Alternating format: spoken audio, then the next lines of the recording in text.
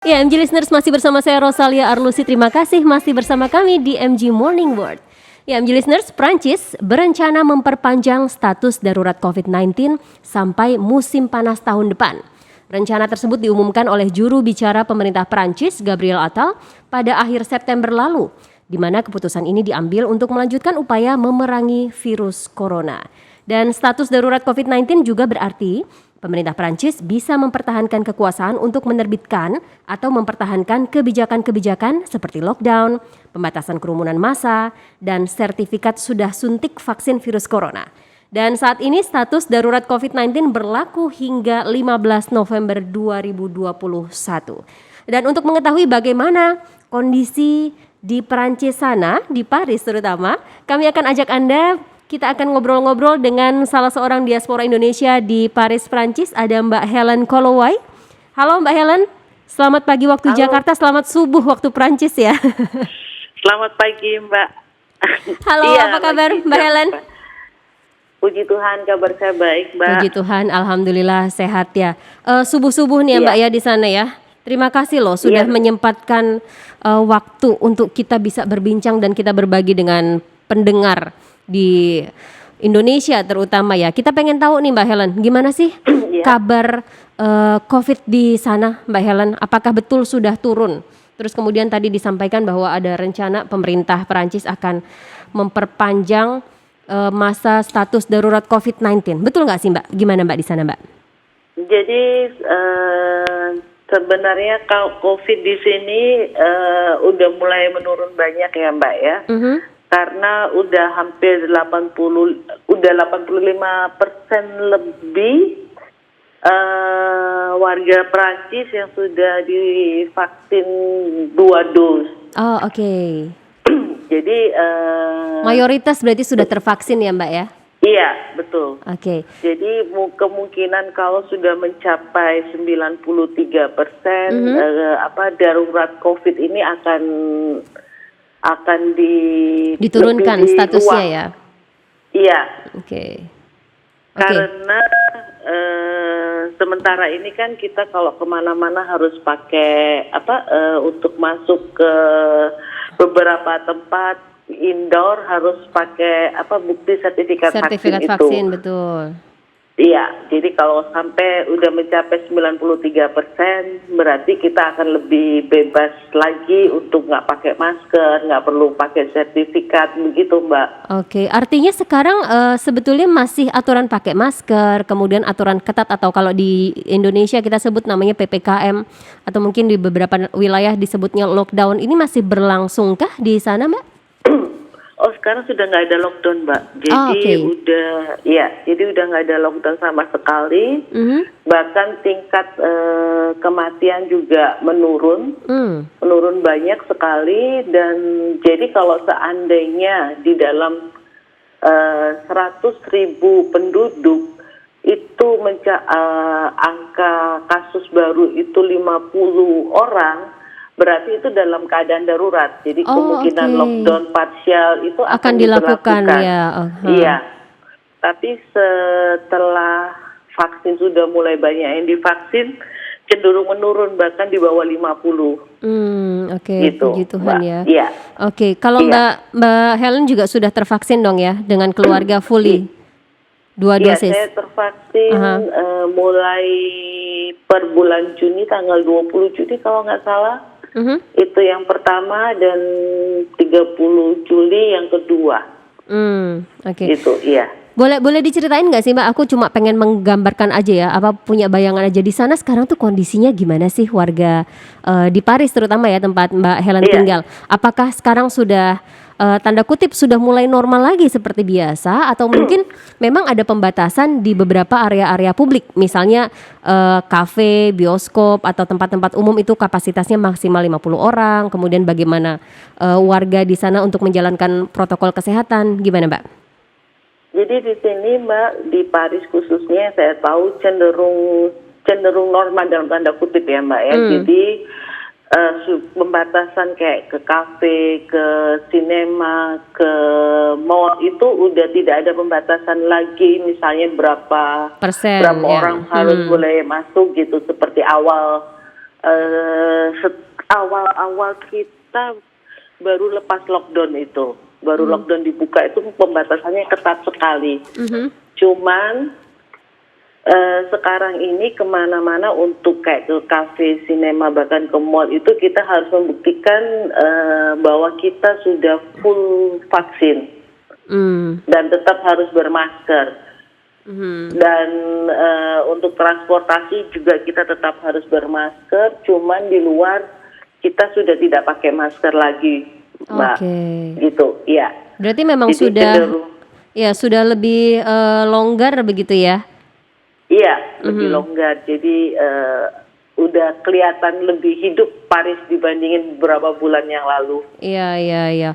Oke, kalau kita berbicara soal vaksin nih, Mbak Helen, kan kita tahu di beberapa negara sudah mulai ada bahasan, bahkan sudah mulai ada juga yang mulai menerapkan untuk vaksin booster. Nah, kalau di Prancis gimana, Mbak? Vaksin booster itu memang sudah mulai, tapi untuk para senior dan para nakes, Mbak. Gitu. Jadi kayak mertua saya usianya udah 90 tahun, beliau sudah di booster, vaksin booster gitu, Mbak.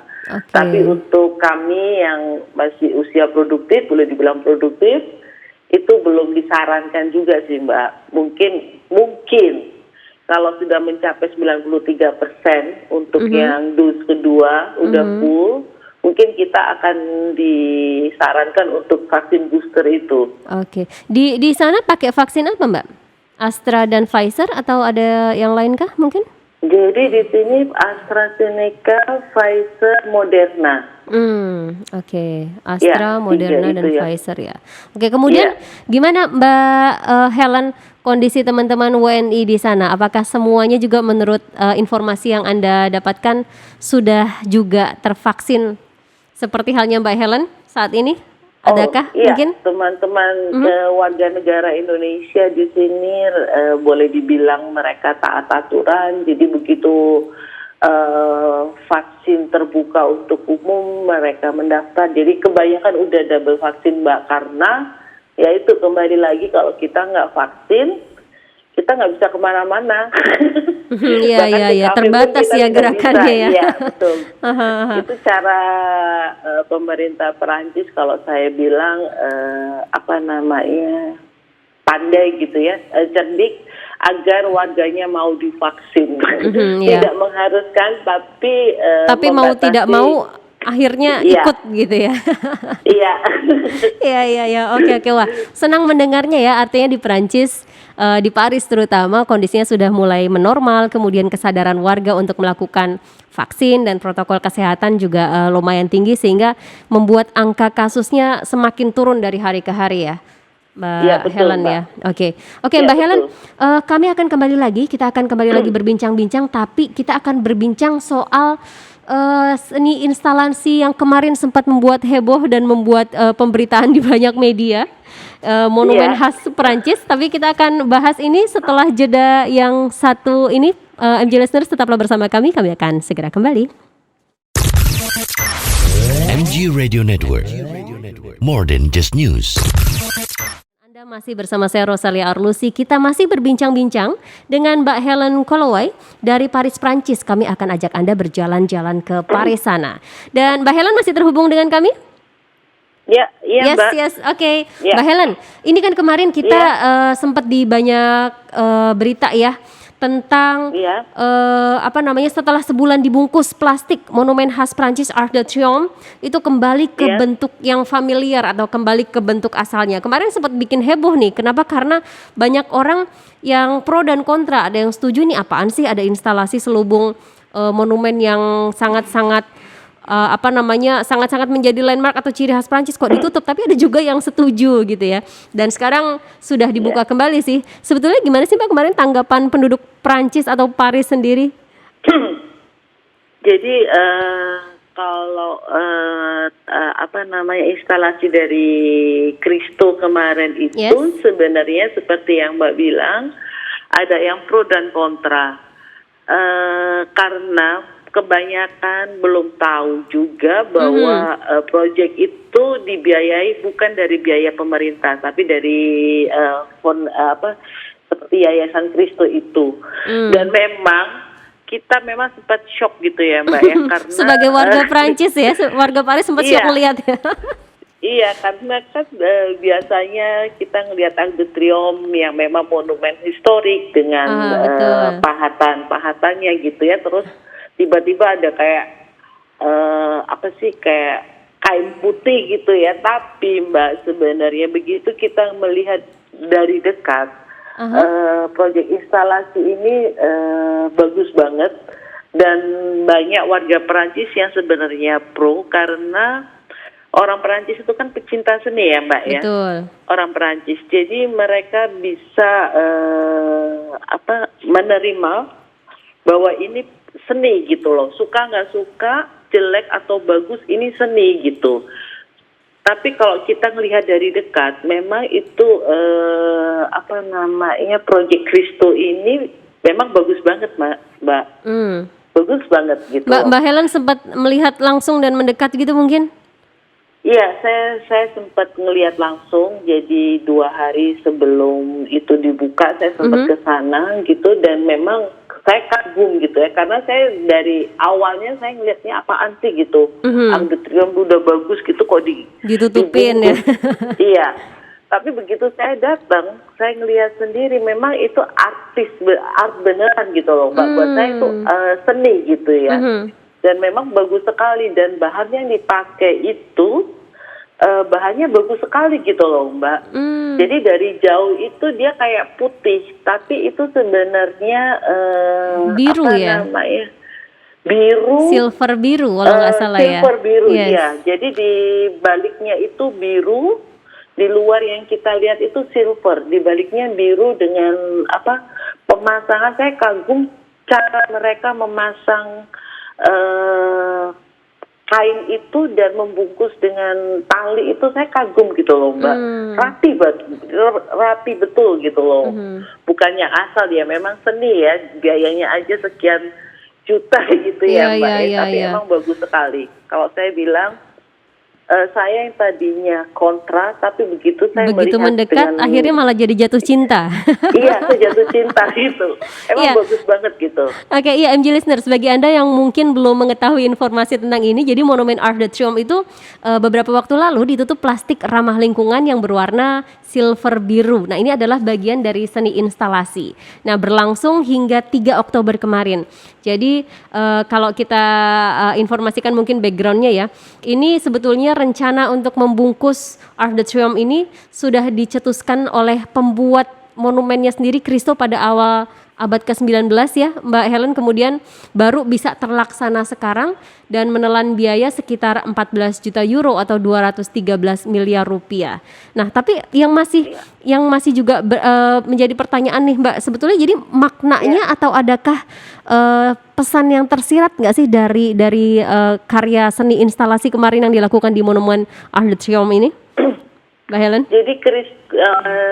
Jadi Kristo itu dia pada waktu tahun, kalau saya baca gitu ya Mbak ya, jadi kayaknya dia itu terobsesi untuk membungkus landmark monumen Arc de Triomphe ini sejak tahun setelah 3 tahun setelah dia datang ke Paris, yaitu tahun 61 itu Mbak. Jadi dia terobsesi untuk membungkus Arc de Triomphe ini.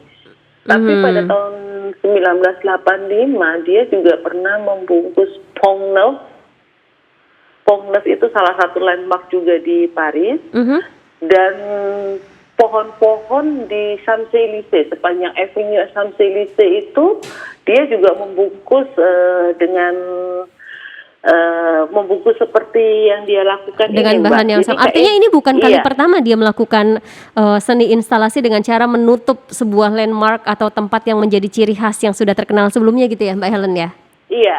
Kalau di Perancis sendiri dia udah melakukan ini yang ketiga kali ya, maksud saya 2 kali tahun 1985, yaitu Pont Neuf sama pohon-pohon di sepanjang Avenue Champs-Élysées itu, Mbak. Ya, Gitu.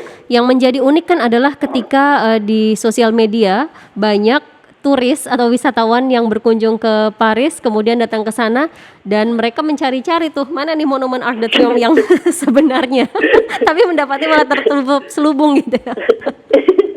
Ya kalau kita bilang udah jadi lepet, Mbak. Iya, iya. Oke. Dan ini juga Mbak Helen. Jadi kita juga bertanya-tanya apa mungkin sebenarnya kaitannya dengan seni instalasi kemarin di Monumen Arc de Triomphe itu juga bagian dari pesan yang ingin disampaikan oleh pemerintah Prancis bahwa tanda kutip mereka sudah mulai siap untuk kembali. Tadi kan Mbak Helen sampaikan Paris atau Prancis itu negara yang sangat warganya sangat menyukai, sangat mencintai seni. Apakah ini juga tanda mungkin dari pemerintah Prancis bahwa mulai mengaktifkan lagi kegiatan kesenian baik itu skala lokal maupun internasional di tengah pandemi yang masih belum berakhir ini? Mungkin apakah ada bagian dari situ juga? Saya rasa tidak ada, Mbak, karena sebenarnya proyek ini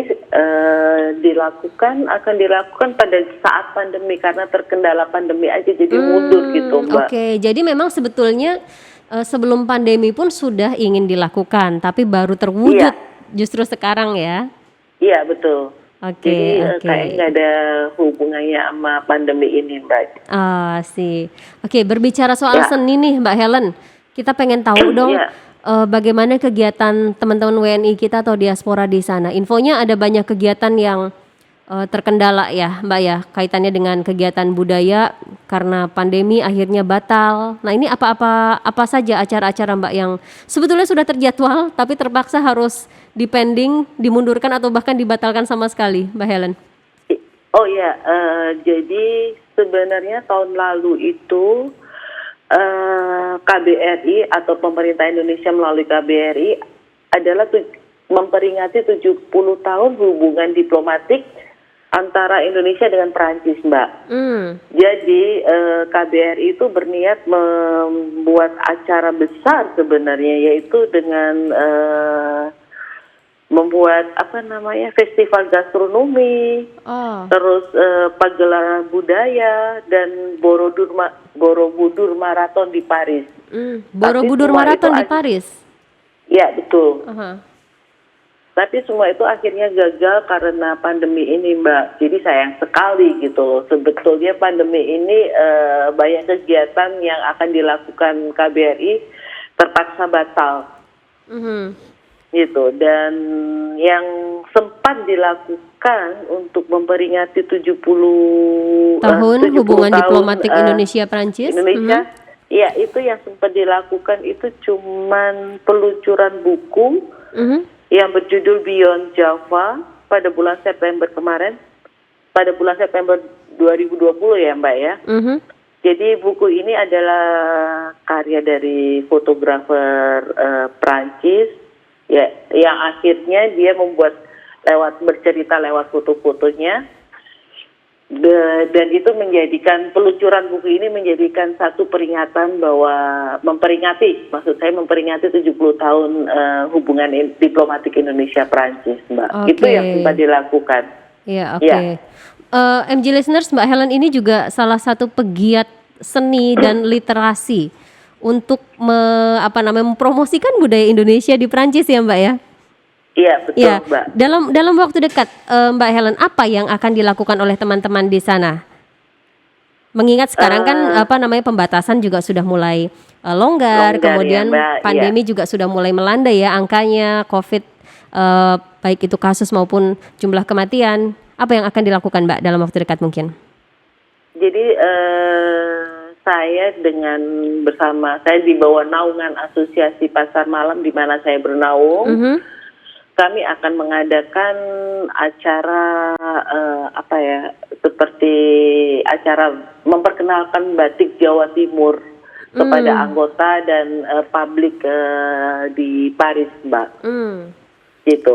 Dalam waktu dekat ya, Mbak. Kapan itu rencananya, Mbak Helen? Batik Jawa Timur diperkenalkan dan dalam bentuk kegiatan seperti apa mungkin? Tanggal 13 November, Mbak. Jadi batik itu nanti di situ akan ada berupa tarian dengan batik dengan baju menggunakan batik Jawa Timur, juga memperkenalkan beberapa macam batik dengan filosofinya, Mbak. Juga peragaan busana kecil aja gitu, Mbak. Oke, peragaan busana, Gitu, ya. kemudian mungkin semacam eksibisi batiknya itu sendiri ya, Mbak ya? Iya, betul. Oke. Sebelumnya ketika pandemi belum terjadi, Mbak Helen, kegiatan seperti ini tuh dilakukan seberapa sering sih frekuensinya oleh teman-teman asosiasi pasar malam ini atau Diaspora Network France ini?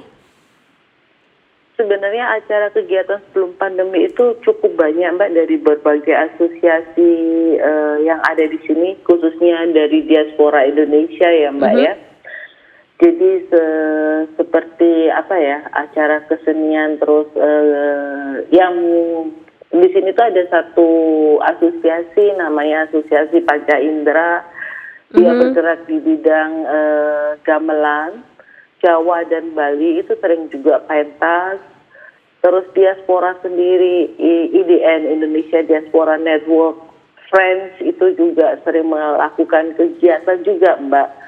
Kadang-kadang kita bekerja sama dengan beberapa asosiasi ini melakukan satu kegiatan seperti pemutaran film, basar, ataupun kegiatan kesenian yang lain. Oke. Dan juga seharusnya tahun kemarin itu, jadi di Paris itu setiap tahun pada musim panas, dia mengadakan karnaval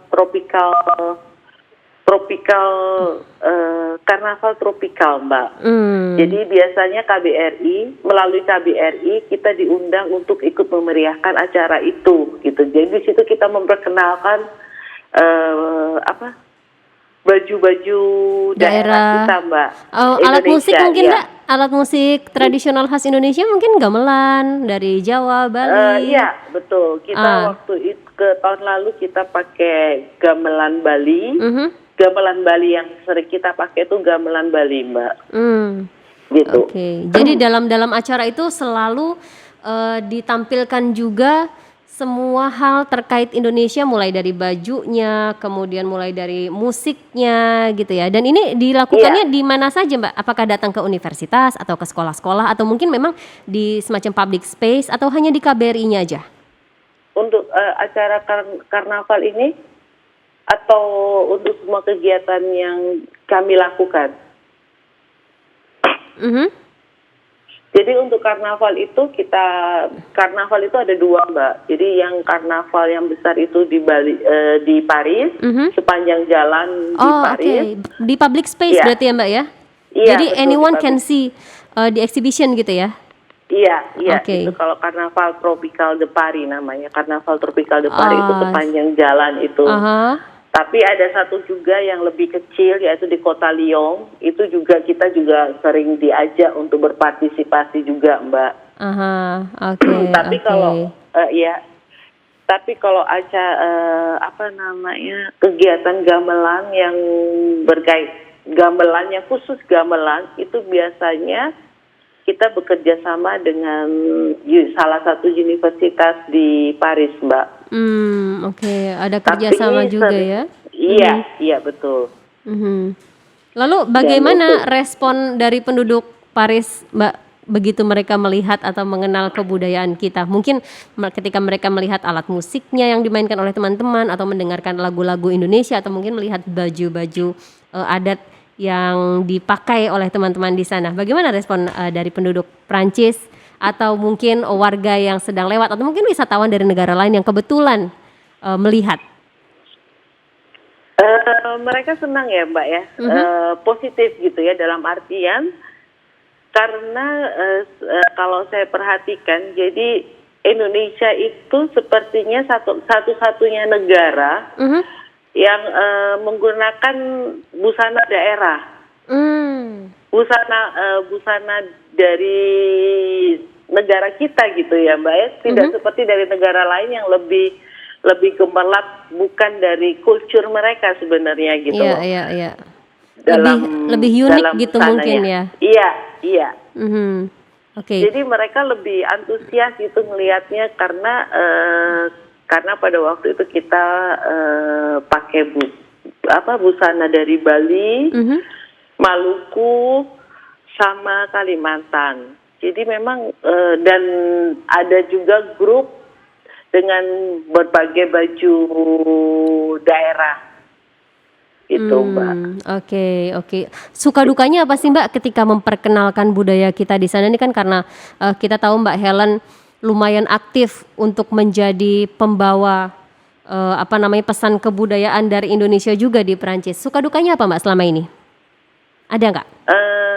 Suka dukanya, kalau sukanya sih kayak saya tuh seneng banget kalau acara itu banyak didatangin oleh pengunjung, baik warga negara Indonesia sendiri ataupun warga negara Perancis.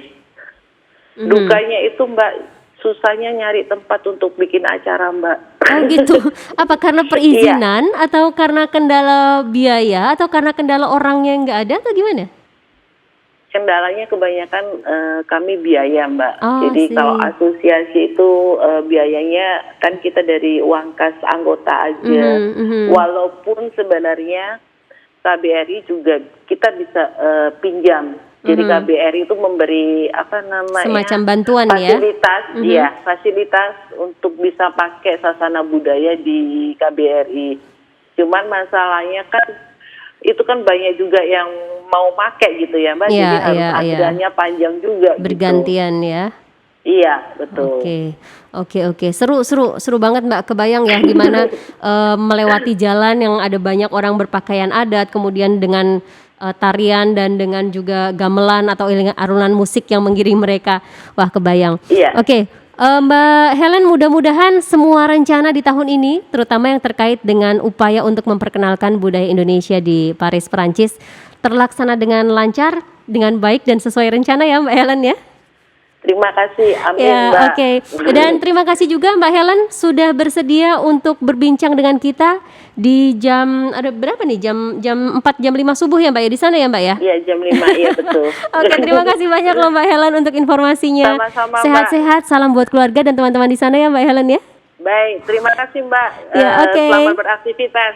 Ya, sama-sama Mbak, stay safe, bye. Bye.